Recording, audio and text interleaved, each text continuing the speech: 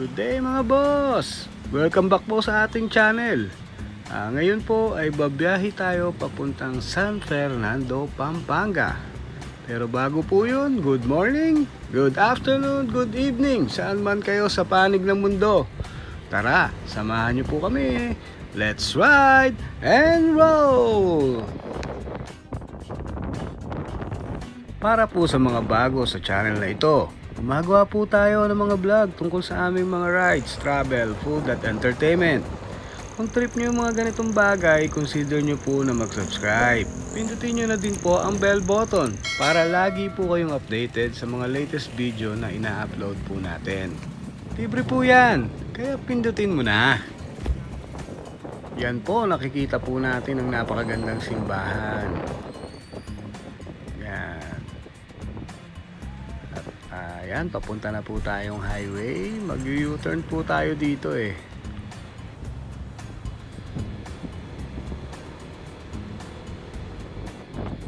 Yan po ang City Hall ng Malolos. Napakaganda po niyan. Lalo na po sa gabi. Pag nakita nyo po yung ilaw-ilaw niya, napakaganda. Shout out sa mga taga Malolos. Ang ganda ng City Hall niya. Bye-bye po tayo at medyo nakakita po tayo ng medyo hindi pa gawang kalsada. Ayan. Pumasok na po tayo ng Pampanga. Ayan, nasa Pampanga na po tayo at kaunting kaalaman na po sa pupuntahan natin na San Fernando. Ang San Fernando, Pampanga ay kabisera ng lungsod ng Pampanga. Ang lungsod ay kilala sa mga parol nito at binansagang Christmas Capital of the Philippines. Ang taunang Giant Lantern Festival ay sinasagawa ng lungsod tuwing Disyembre. Yan po, alam naman po natin na sikat po ang mga Giant Lantern Festival na ito, no? Na ginagawa dito sa San Fernando, Pampanga. Yan. Yan, at medyo malapit-lapit na po tayo. Ilang saglit na lang at mararating na natin ang ating destinasyon.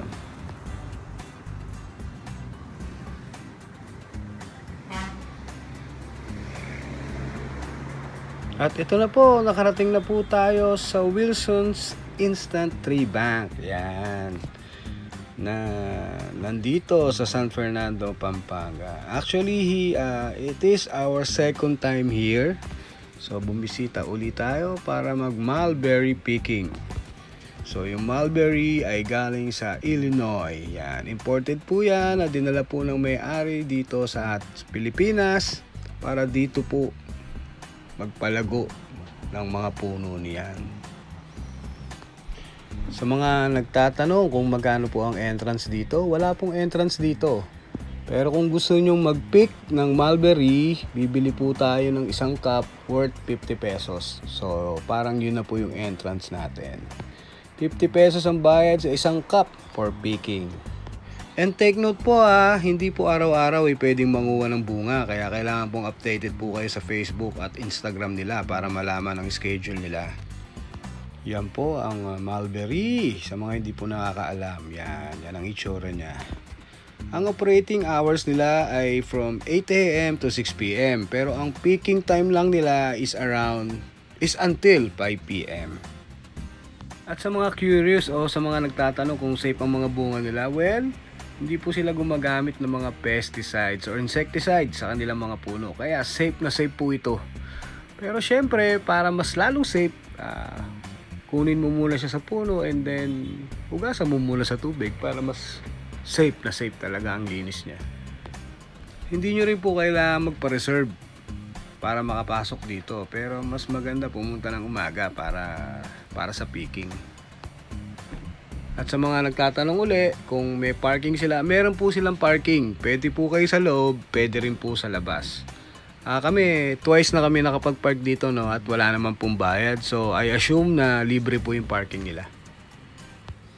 Yan, sige. Kunin mo lahat yan. Lagay mo sa cup. Ayan po yung mangyayari or gagawin nyo pag nakapasok po kayo rito. Mulberry picking. At hanggang mapuno nyo po yung cup.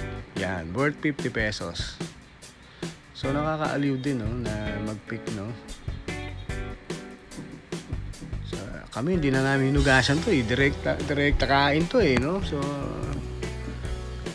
ramdam naman namin na safe. Kaya, diretso kain na yan. Fresh na fresh. At kung napansin nyo, no, iba yung kulay ng mulberry, no? May light red, tas may parang purple, no? Kasi meron silang tatlong varieties. Ang red ay maasim-asim at high in antioxidant. Yung red and purple naman ay matamis at maasim. At yung purple ay matamis. So yan yung tatlong variety na mulberry na nandito sa Pilipinas. So yan yung itsura niya. Yan, yung purple saka red. So yan, no? Iba-ibang kulay, di po ba? At tayo naman po ang pumitas. Tara, tikman po natin. Ayan, medyo matamis-tamis. Pero medyo maasim-asim. Okay. Ayon sa nakalagay, lahat po ng halaman dito ay pwedeng mabili. At konting kaalaman po sa lugar na to, ang Wilson's Instant Tree Bank ay unang mulberry picking farm sa Pilipinas. Ito ay matatagpuan sa lungsod ng San Fernando, Pampanga. Ang may-ari nito na si Benson Abu Jafari ay isa sa pinakamahusay na hortikulturista, plant scientist at isang plant doctor sa Pilipinas. Siya ang nagpakilala sa iba't ibang mulberry dito sa bansa. Dahil gusto ng may-ari na mamunga siya at hindi siya maging seasonal, nagsaliksik siya at naisip ang idea ng pag-defoliate sa kanila. Ang defoliation ay ang pagtanggal ng bawat berdeng bahagi ng halaman sa pamamagitan ng paggupit sa kanila.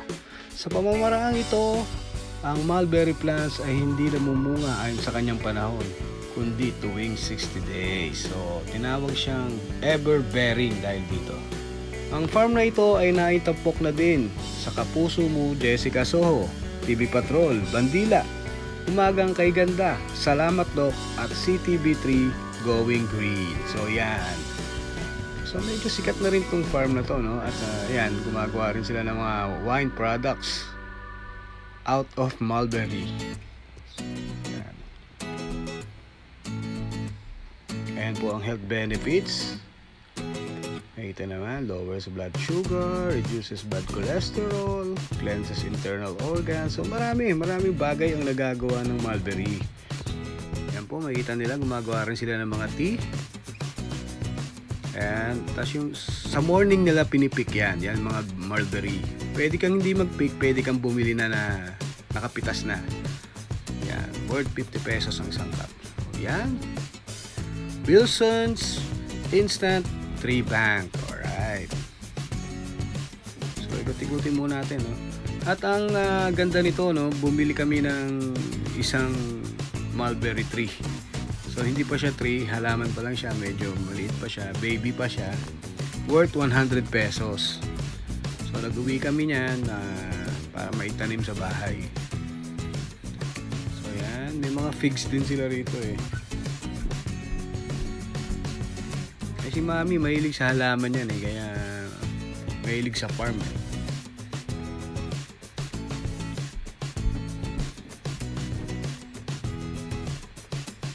Alright, ayan yung mga figs.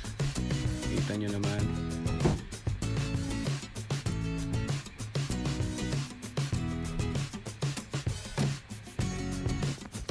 Malit pa yung bunga niya, no?